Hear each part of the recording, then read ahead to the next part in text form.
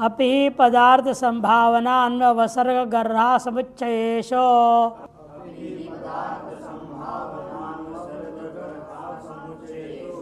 अपि पदार्थ संभावना अन्ववसर्ग गर्हा समुच्चयेषु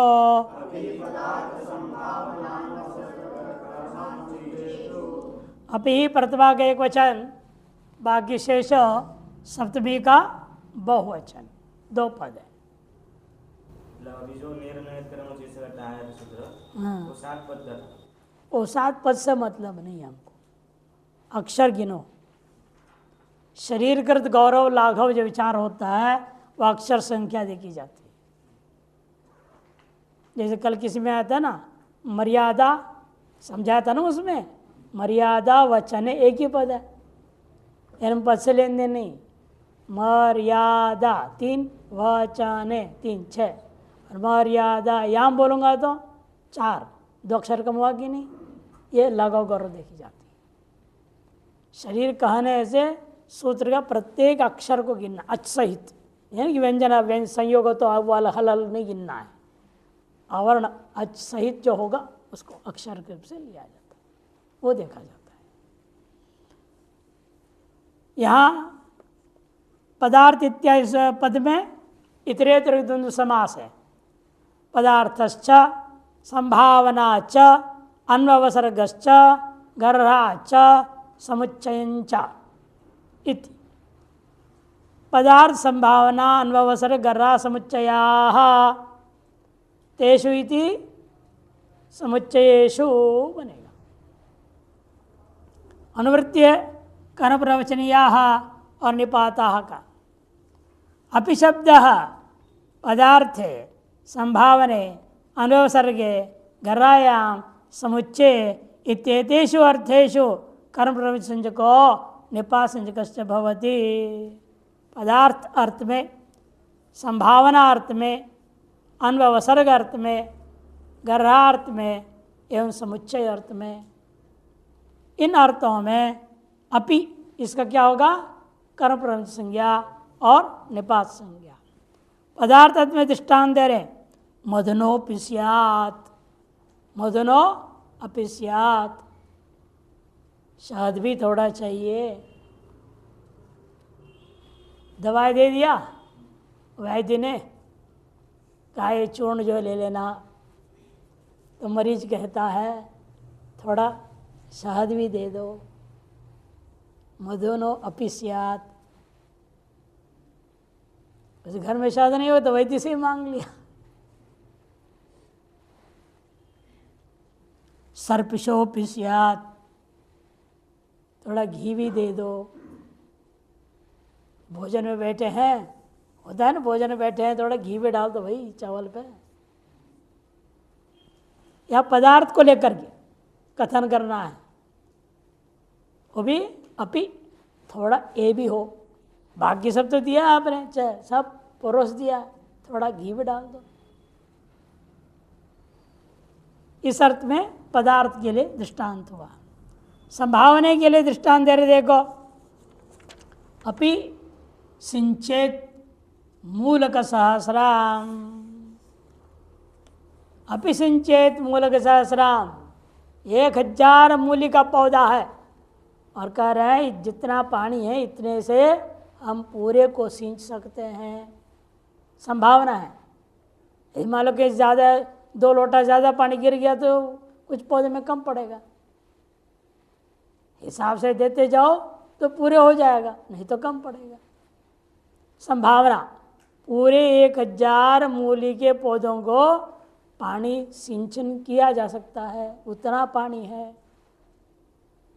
अपिस्तुयात राजानम, अपिस्तुयात राजानम, शायद यह राजा की भी स्तुति कर देगा, संभावना है। भगवान की स्तुति करते करते आदमी राजा की भी स्तुति कर दे।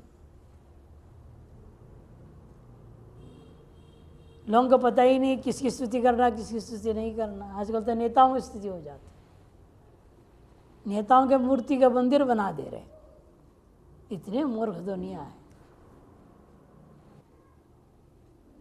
अपिस्तुयात राजानम, अन्ववसर के लिए दृष्टांत दे रहे, अपि सिंच अपि स्तुहि, अपि सिंच अपि अन्ववसर मैंने अपनी मर्जी, सिंच दो या न सिंचो, स्तुति करो न करो तुम्हारी मर्जी।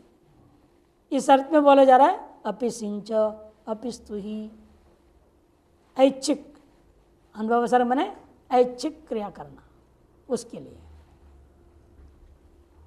और गर्रार्थ में, गर्रा मैंने निंदा, निंदार्थ दृष्टांत दे रहे, धिक्जाल्म देवदत्तम अपि सिंचित पलांडुम,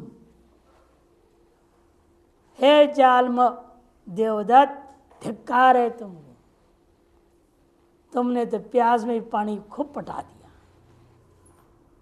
अब प्याज में पानी पड़ेगा तो सड़ जाएगा। अभी अंतिम अवस्था सूखने की अवस्था में आएगा, उसे तुम पानी डाल दोगे खेती में। और जाल में गए डांटना होता है, खटवार उड़ो जाल महा कहा गया। जाल में किसको कहते हैं? खटवार उड़ो जाल महा। जो ब्रह्मचारी है, नैष्ठिक ब्रह्मचारी हो, वैसे ब्रह्मचारी हो, वेदाध्यायी है इत्यादि, यह अध्ययन काल भी अविवाहित है, वो खाट पर सोवे, खाट माने चौकी तखत, उस पर बिस्तर ला के सोना है, उसको जाल्म कहा जाता है। चौकी खाट पर सोने का अधिकार गृहस्थ आश्रम प्रवेश करने के बाद ही है। जो शादी करेगा तो गौना बोलते, गौना। पहली रात दोनों को एक कमरा में छोड़ दे तो वहाँ पलंग को सजा देते हैं, बिस्तर बढ़िया डालेंगे, सुगंध रहेगा, फूल रहेगा, खाना पीना माल पानी रहेगा। जो शादी की उन्हें तो पता है। उसको सेज बोलते हैं, सेज, सेज को सजाया गया है। पहली रात उसको सुहाग रात भी कहते हैं। उससे पहले तखत पर नहीं सोना चाहिए। जमीन में चटाई बिछाओ, ठंडी है तो फोम बिछाओ तो और कुछ बिछाओ, लेकिन तखत पर नहीं सोना। पाप माना गया शास्त्र में। उसको जाल्म कहते, खटवा रोड़ो जाल्म, हे जाल्म, जाल्मम देवदत्तम धिक्कार है तुमको। अपी का कर्म संज्ञा हो गया ना, इसे वहां देवदत्तम जाल्मम द्वितीय हो गया। सब जगह समझना, पर कर्म प्रयोग संज्ञा का लाभ, कहीं पर सत्व का निषेध है, कहीं पर द्वितीय विभक्ति हो गई।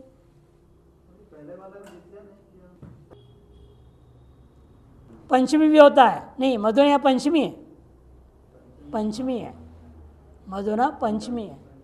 मधु मधुनी मधुनी द्वितीय के बहुवचन में। अपी का योग में भी पंचमी करे, सर्पिशोपी वहाँ भी पंचमी है। इन दोनों में पंचमी किया गया। और अपि सिंचेत मूल सहस्रकम द्वितीय है, राजानम में भी द्वितीय है। अपि सिंच में तो दिया ही नहीं, ऐच्छिक में अपि सिंच वृक्षान अपि स्तुहि राजानम ले लेना, वहाँ पर द्वितीय होगी।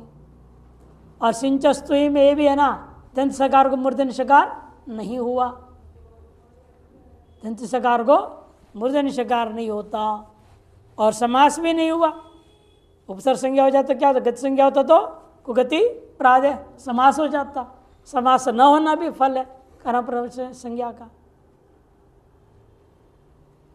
दिग जालमम देवदत्तम अपि सिंचेत पलांडुम, पलांडु, पलांडु कहते हैं प्याज, प्याज को कहते हैं पलांडु। समुच्चय का दृष्टांत अपि सिंच अपि स्तुहि, वही दृष्टांत यहाँ भी लिया। सिंचना ये भी काम कर दो, ये भी कर दो, वो भी कर दो, अभी समुच्चय कर दिया। अन्य क्रिया के साथ ये भी क्रिया जोड़ दो। भोजनं करो सिंच च, वह अपी बोल दे, सिंच अपी, ये भी करना ये भी करना, दोनों काम करना है आपने, समुच्चय अर्थ है। सेवा भी करो स्तुति भी करो, समुच्चय अर्थ अपिस्तु ही अधिरीश्वरे अधिरीश्वरे अधि प्रथमा के एक वचन, ईश्वरे सप्तमी के एक वचन। ईश्वर शब्द से यहाँ पर ईश्वर को नहीं लेंगे किंतु स्वस्वामी भाव संबंध को लेंगे। बताएंगे, देखिए यहाँ भी अनुवृत्ति है कर्म प्रवचनीया और निपाता का। अधिशब्द ईश्वरे अर्थे कर्म संजको निपा संजकश्च भवति।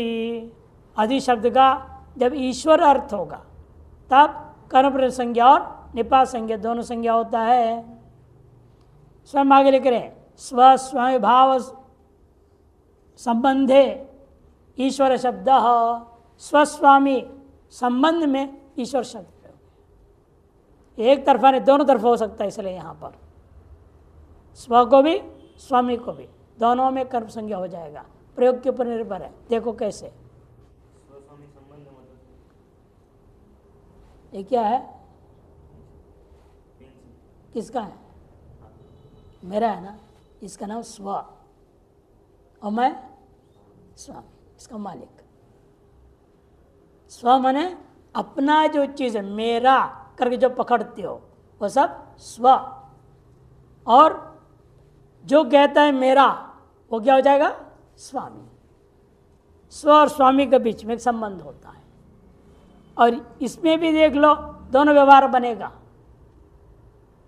जब एक कह रहा हूँ ये मेरा है, वस्तु है, स्व स्वामी में दोनों बन सकता है व्यवहार।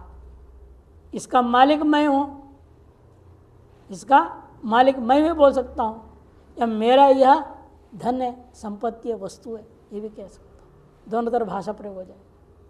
वैसे ही दृष्टांत या दोनों तरफ देंगे। देखिए अधि देवदत्ते पंचाला, अधि पंचालेशु देवदत्ता। अधि देवदत्ते पंचाला और अधि पंचालेशु देवदत्त। उल्टा हो गया कि नहीं हो गया? पहले देवदत्त में सप्तमी, पंचाला में प्रथमा, और अब पंचाल में सप्तमी, देवदत्त में प्रथमा। क्यों ऐसा होता है कि पंचाल देवदत्त के अधीन, पहला अर्थ देवदत्त के अधीन, देवदत्त स्वामी है, उसके अधीन कौन है? पंचाल देश के लोग हैं। और दूसरे में क्या होगा? पंचालेशो देवदत्त अधि, माने पंचाल देश का स्वामी, मालिक, राजा देवदत्त। यह अर्थ के हिसाब से अधिक योग में दोनों प्रयोग हो जाएगा। यस्माद् अधिकम यस्य च प्रतीते 2 3 9, इस सूत्र से यहाँ प्रति कर्म प्रवचन संज्ञा के योग में सप्तमी हो गई। यस्य चेश्वर वचनम तत्र सप्तमी, ये सूत्र है। अधिक अनुवृत्ति अगले सूत्र तक जाएगा, वहीं तक निपात का भी समाप्त हो जाएगा। यहीं पर कर प्रवचनीय का अधिकार समाप्त हो जाएगा। विभाषा क्री, विभाषा क्री, विभाषा अव्यय है और क्री सप्तमी का एक वचन। यहाँ प्रथमा का एक वचन लिखा है, उसको काट के विभाषा को अव्यय बनाओ, अ लिखो उसके जगह पर। अनुवृत्ति है अधि ही कर्म प्रवचनीय और निपाता का। अधिशब्द क्री परतो विभाषा कर्म संजको निपा संजकश्च भवति। अधि इसका, इस शब्द का कर्म प्रवचन संज्ञा होगा और निपा संज्ञा होगा विकल्प से। कब? जब क्री धातु का कोई भी रूप योग में मिल जाए, वाक्य में उपलब्ध हो जाए, प्रयोग हो जाए। यदत्र माम अधिकरिष्यति, यदत्र माम अधिकरिष्यति। अधिक को यहाँ क्या मिल गया? करिष्यति का योग मिल गया। अतः कर्म संज्ञा को विकल्प कर दिया। अतः जब नहीं हुआ, पहला दृष्टांत है, जब कर्म संज्ञा नहीं होती, कौन सी संज्ञा? अधिका, गति संज्ञा है। इसे करिष्यति का समास हो गया। अधिकरिष्यति एक पद है, एक साथ जोड़ के लिखा है ना, इसीलिए समास कर दिया कुगति प्रादेय से। इसे यदत्र माम अधि करिष्यति, जब नहीं हुआ तो देखो अलग अलग कर देंगे। यदत्र माम अधि अलग हो गया, करिष्यति अलग हो गया, दूर छाप बिना समास का। स्वर में वैसे कोई अंतर नहीं पड़ रहा है, अधि में अंतोदात अनुदात है, आद्युदात है, करिष्यति दोनों के अनुदात, बीच वाला मध्य जो है उदात है। वहाँ समास करो न करो स्वर में फर्क नहीं पड़ रहा है, समास होना न होना इतना ही फर्क है, पद अलग अलग हो गए। क्री धातु का योग में यह अधि का जो है यदत्र माम, यह जो तुम मेरे ऊपर अधि स्वामित्व जमा रहे हो, जबरदस्ती मालिक बनना, इस प्रकार से कर्म प्रवचन संज्ञा और निपात संज्ञा का प्रकरण समाप्त हो गया। अब यहाँ से थोड़ा अब तक बड़े सरलतापूर्वक आराम से चल गया। अब लकार प्रकरण शुरू होगा। ल प्रकरणाम इसे लिख दिया, ल प्रकरण आरंभ होता है। लह परस्मै पदाम, लह परस्मै पदाम, लह षष्ठी के एक वचन, परस्मै पदम प्रथमा के एक वचन। अर्थ है लादेशः परस्मै प्रसंजका भवन्ति, लकार के स्थान में जो जो आदेश होते हैं उन सभियों का नाम एक सामान्य नाम पहले दे दिया, परस्मै पद। जो भी लकार के स्थान में प्रत्यादेश होगा वो सबका नाम परस्मै पद हो गया। परस्मै पदम जैसे तिप्त जिसिप्त स्तमित इत्यादि, लट शत्रुशान चाव अप्रतमा समानाधिकरणे शत्रुशान होता है। क्वसुश्च वो भी लकार के स्थान होता है। लिटा कानज्वा वो भी लकार के स्थान में होता है। इन सब का पहले सामान्य के तौर पर परस्मै पद संज्ञा होगा, फिर अपवाद करेंगे, इनमें से कुछ कम करेंगे, आगे सूत्र अपवाद सूत्र देंगे। इतना इसलिए अर्थ लिख दिया इन्होंने, लादेशा परसंजका भवंती तिप्त सिप्त स्तमी बस बस क्षत्रि पशु ये सब दृष्टांत दिया। शानच को नहीं लिया, कानच को भी नहीं लिया, कि शानच में क्या बचेगा आना, कानच में बचेगा आना, और आना को अगला सूत्र ले रहा है, अपवाद कर देगा। और लस्य का अधिकार जो है 3 4 77 से शुरू होता है और 3 4 117 तक जाता है। लकार के स्थान में आदेश होने वाला जो प्रत्यय का विधि का है 3 4 में है। 3 4 दिया है इसमें, 3 4 77, 3 4 77 है ना, अंग्रेजी में ही तो बोलते हैं। और समाप्त कहाँ होगा 3 4 117 में समाप्त होगा। 117 3 4 117 में अधिकार उसका समाप्त होगा। इस बीच में ये सब आ गया। तिप्त जी का आया 3 4 78, 3 2 124 में से लट शास्त्र छाना चाह रहा है वो तो लस्य के अधिकार में नहीं है, लेकिन सूत्र स्वयं कहते लटह लिटह कानज्वा कोसुश्च कहते, भले ही वो 3 4 से वो में नहीं है, 2 में ही है, दूसरे अध्याय में, लेकिन कह दिया सूत्रकार ने स्वयं लटह मन लकार के स्थान में, लट के स्थान में, लट के स्थान का मतलब लकार के स्थान में, लिट के स्थान में का मतलब लकार के स्थान में ही है। कि लट लिट आदि क्या है वास्तव में, सब लय तो बचता है, सभी में ल ही बचता है। लट कहोगे तो क्या होगा, टकार का हलंत्यम से इस संज्ञा हो जाएगा, अकार का उपदेश अन्नास की से चला गया, बचा गया ल। लिट कहोगे तो भी ई गया ट गया, ल बचेगा। लुट लिट सभी में ऐसे ही ट है, ये आगे क्या है लंग लिंग लुंग लिंग, संज्ञा संज्ञा हो जाएगा हलंत्यम से, और अ ई उरी जो बीच में दिख रहा है वो उपदेश से चला गया, बचेगा सभी में ल ही बचेगा। इसलिए अधिकार किया क्या दिया लस्य, क्या लस्य कह दिया, चाहे लट्टो लिट्टो लिट्टो कोई भी हो, उन सभी के स्थान में ले लेना। तो लटह शत्रुशांच कह रहे हैं आप, लिटह कानजवा वसुश्च कह रहे हैं, ये सब आदेश भी क्या है, लकार के स्थान पे ही है। भले ही वो दूसरे अध्याय में हो तो भी उनको भी यहाँ ग्रहण करना है। लकार के स्थान में आदेश हुए तंग और आना का आत्मपद संज्ञा हो जाएगा। वो सूत्र आरंभ होता है तंगानावात्मने पदम, तंगानावात्मने पदम, तंगानौ आत्मने पदम। तंगानौ प्रतिमा का द्विवचन अलग पद है, आत्मने पदम प्रतिमा का एक वचन अलग पद है। वहाँ भी लह षष्ठी का एक वचन था और परसपदम प्रतिमा का एक वचन था। अब यहाँ कह रहे हैं सामान्य सूत्र बाद विशेष सूत्र, उसको बाध्यता है, अपवाद करेगा। ये भी लकार के स्थान में आदेश होते हैं, इनका क्या नाम रख दिया, आत्मनेपद। तंगानव पृथक द्विवचनम, आत्मनेपदम प्रतिमा का एक वचन। तंग च आनश्चित तंगानव, इतरे तुम समास और रखा है। अर्थ इसका तंगानव आत्मसंजकौ भवतः, तंग और आना इन दोनों का आत्मनिर्भर संज्ञा होगा।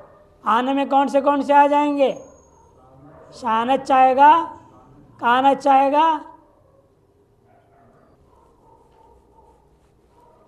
यही दो लकार के समय यही। आना तो और भी बहुत सारे हैं, चानश है, चानश भी क्या बचता है, आना ही बचता है।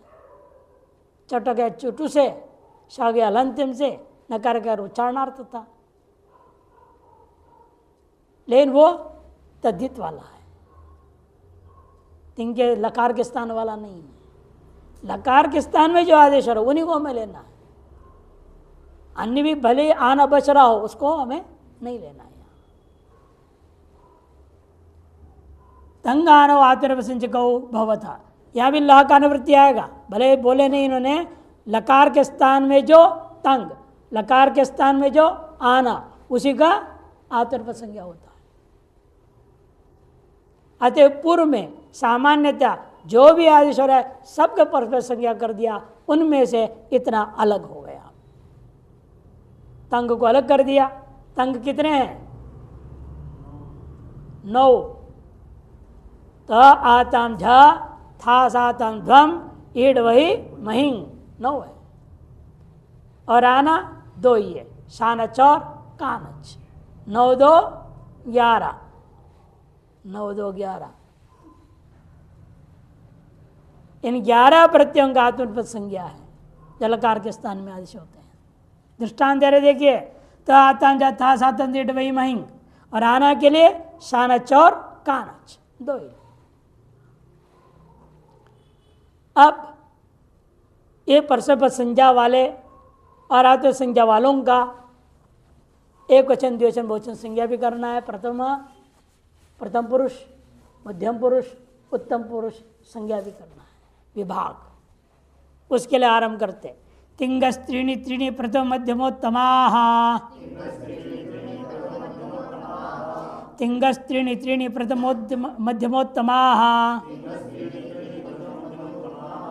तिंगा षष्ठी का एक वचन, त्रीणी प्रतिमा का बहुवचन, दूसरा त्रीणी भी प्रतिमा का बहुवचन, और अंत वाला प्रतिमा का बहुवचन प्रथम मध्यमोत्तमाः।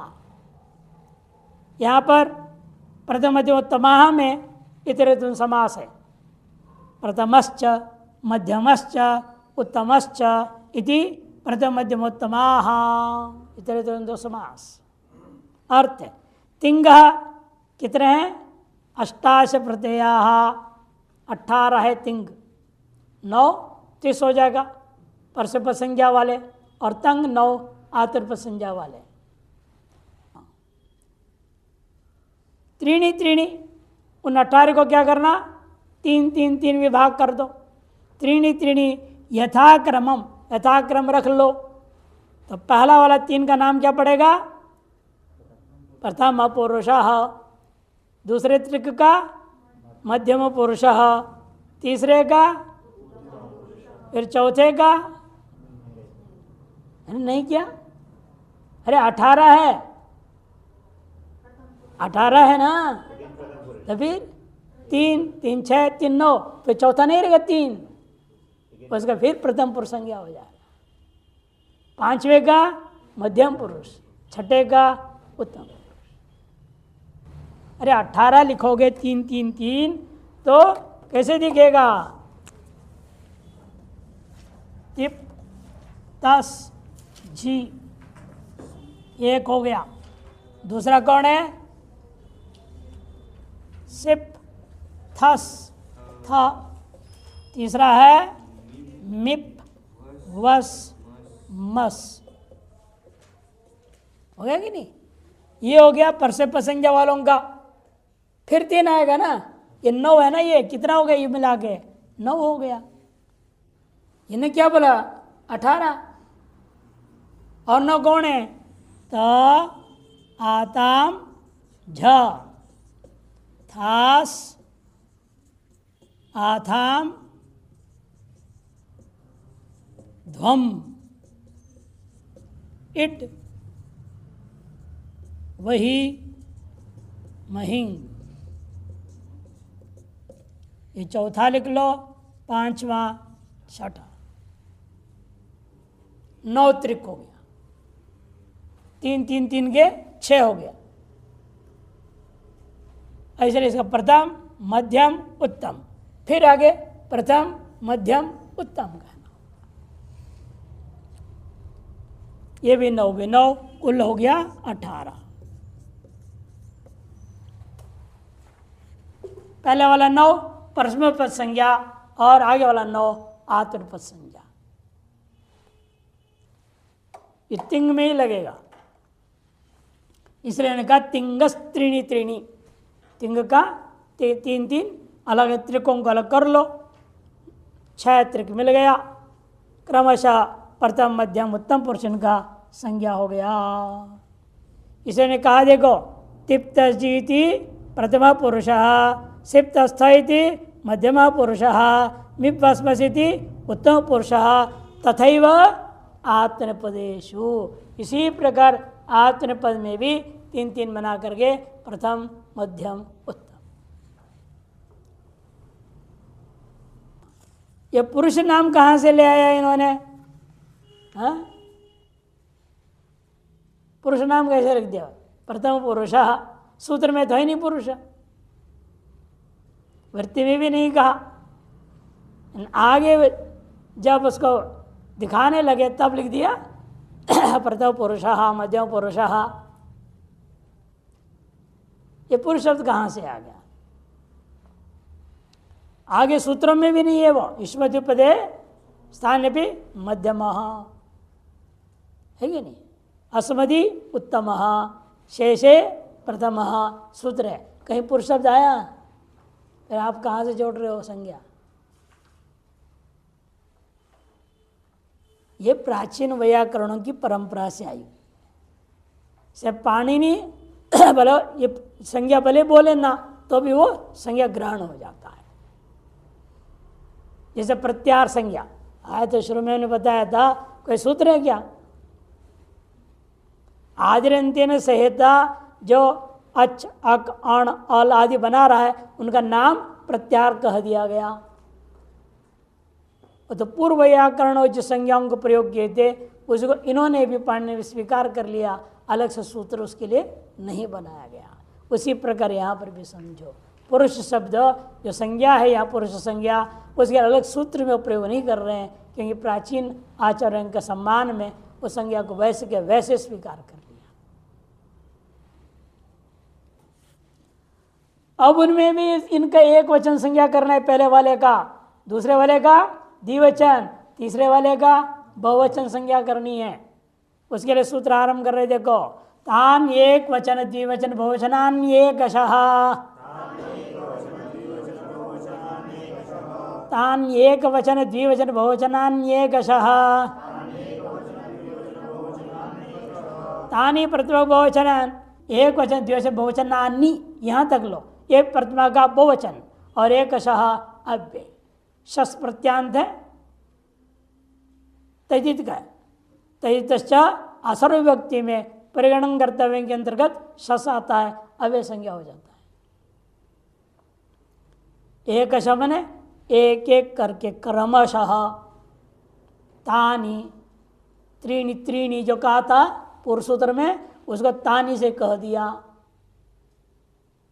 वह जो तीन तीन आपने लिखा है उनमें क्रमशः, एक एक शमन है क्रमशः, पहले का नाम एक वचन, दूसरे का नाम द्विवचन, तीसरे का नाम बहुवचन हो जाएगा।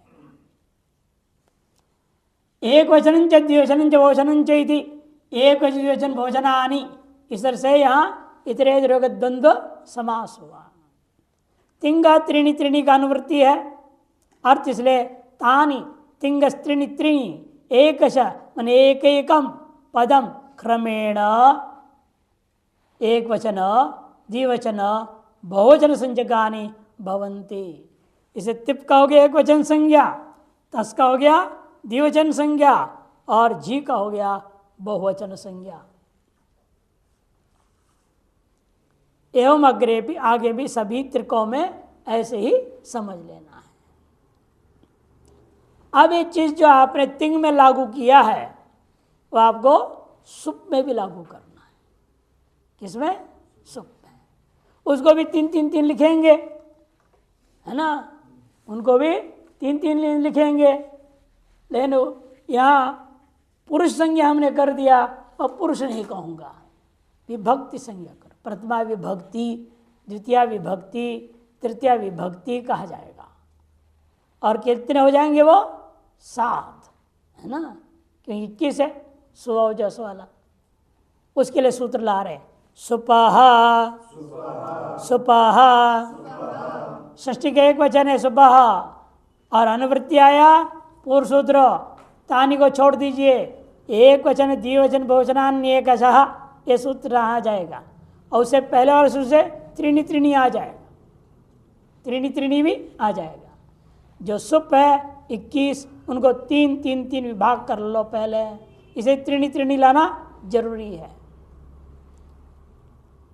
एकशः इति क्रमेण, वही समझा रहे, सुपश्च त्रीणि त्रीणि, एक शमन क्रमेण, एक वचन द्विवचन बहुवचन संज्ञकानि भवन्ति। उदाहरण के लिए सु का इसलिए क्या हो गया? एक वचन संज्ञा, औ का द्विवचन संज्ञा, जस का बहुवचन संज्ञा, एवं सर्वत्र आगे 6 में भी समझना। अम और शस आगे ताभ्याम भिस,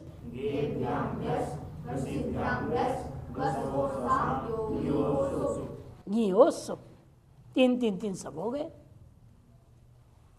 और इनके एक वचन जो वो संज्ञा कर दिया गया। अब ये सब संज्ञा सूत्र कल चल रहे हैं, इनको लागू उपयोग करेंगे बाद में जब विधि सूत्र लगाएंगे। विभक्तिश्च, विभक्तिश्च, विभक्ति प्रथमा के एक वचन च अप्य, पूर्व सूत्रों से तिंगा को लाएंगे, सुपह को भी लाएंगे। तिंगा और सुपह एवं त्रीणि त्रीणि को भी ले आया जाएगा अनुवृत्ति से। सुपह, तिंगा, त्रीणि त्रीणि, यह अनुवृत्ति हो गया। अर्थ है सुपह तिंगश्च, सुप एवं तिंग, इनके जो तीन तीन तीन विभाग कर रखे हो उन सभियों का क्या नाम होगा? विभक्ति संज्ञकानि च भवन्ति, उन सभी का विभक्ति नाम पड़ेगा। विभक्ति संज्ञा करने का क्या फल है? वो फल बताने के 2 दृष्टांत दे रहे हैं। पठतः पुरुषान, विभक्ति संज्ञा करने का फल दिखाने के 2 दृष्टांत दे दिया है। पठतः और पुरुषान।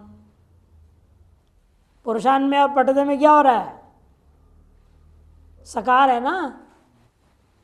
ये जो बना कैसे बनाए? पठतः, पठ धातु है, पठा व्यक्तायवाची पढ़ना अर्थ में है, शब्द के आकार है और तस है।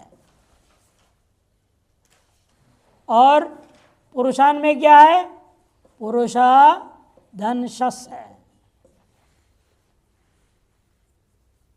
इनकी विभक्ति संज्ञा है ना, ये तिंग के अंतर्गत आ गया, ये सुप में है, पूरे तिंग पूरे सुप का आपने तीन तीन का जितने हैं सबको विभक्ति संज्ञा कर दिया।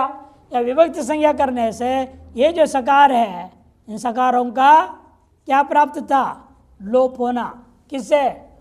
हलंत्यम से संज्ञा होकर के तस्य लोप से लोप हो जाता। वो लोप न होवे इसे विभक्ति संज्ञा कर दिया।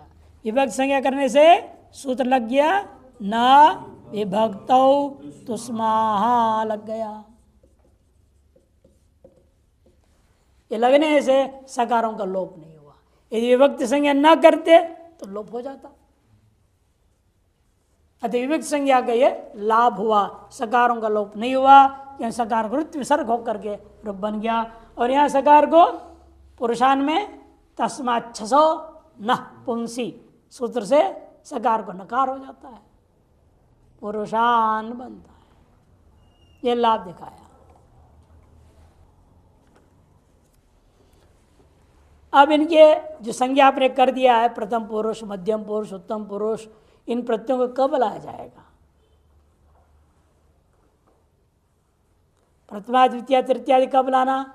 कारक प्रकरण हो गया, आगे विचार आएगा। और भी विभक्ति प्रत्यय विभक्ति कब किया जाता है, द्वितीय कब करना है, ये सब बताएंगे। वैसे यहाँ पर जो अभी उत्तम पुरुष मध्यम पुरुष के बारे में बता, पहले मध्यम पुरुष का सूत्र आता है। युष्मद्युपदे समानाधिकरणे स्थानिन्यपि मध्यमः, युष्मद्युपदे समानाधिकरणे स्थानिन्यपि मध्यमः। युष्मदि सप्तमी के एक वचन, उपपदे सप्तमी के एक वचन, समानाधिकरणे सप्तमी के एक वचन, स्थानिनी सप्तमी के एक वचन, अपि अव्यय और मध्यमः प्रथमा का एक वचन। हाँ, षटपदी, षटपदी सूत्र बहुत महत्वपूर्ण होते हैं और ये सब सिद्धियों को देने वाला होता है। अलग अलग सिद्धियां अलग अलग षटपदी सूत्र से। अदसो शेर दादू दो मह, ये षटपदी सूत्र है। इसकी विधि विधान है, अनुष्ठान करने से लाभ होता है। अदसो शेर दादू मह को सिद्ध किया था एक महात्मा, उसके सामर्थ्य थी। अब आपको देखेगा, बिच्छू काटा है, मान लो सांप काटा है, जहर चढ़ता है ना, यूँ देखेगा 3 बार फूंक मारेगा, जहर गायब। आज उससे दादुमा की तरह दम है। वैसे भी षटपदी है। तो युष्मदि इत्यादि 6 पद वाला स्थानम प्रसक्तम अस्य अस्ति इति स्थानी, स्थानम प्रसक्तम, स्थानंच प्रसंगः, स्थान कहते प्रसंग को, प्रसंग के होने पर, प्रसंग जिसका है, स्थानम प्रसंगम, अस्य अस्ति इति स्थानी, स्थानिनी अपि सप्तमी, स्थानी स्थानिनौ स्थानिनः, स्थानिनम स्थानिनौ स्थानिनः, स्थानिना स्थानिभ्याम स्थानिभि, सप्तमी बनेगा स्थानिनी, वो यहाँ लिखा है। प्रसंग के होने पर, ना होने पर, अपि, दोनों आ गया ना। अपि प्रसंग हो तो भी, ना हो तो भी। किसके प्रसंग हो या ना हो? युष्मद का। उपपद में युष्मद का प्रयोग हो या ना हो तो भी। तुम भवसी बोलो या तुम न भी बोलो, भवसी बोलो तो भी तुम अर्थ निकल जाए।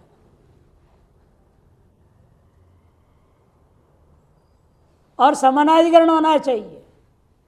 ये समानाधिकरण क्या चीज है?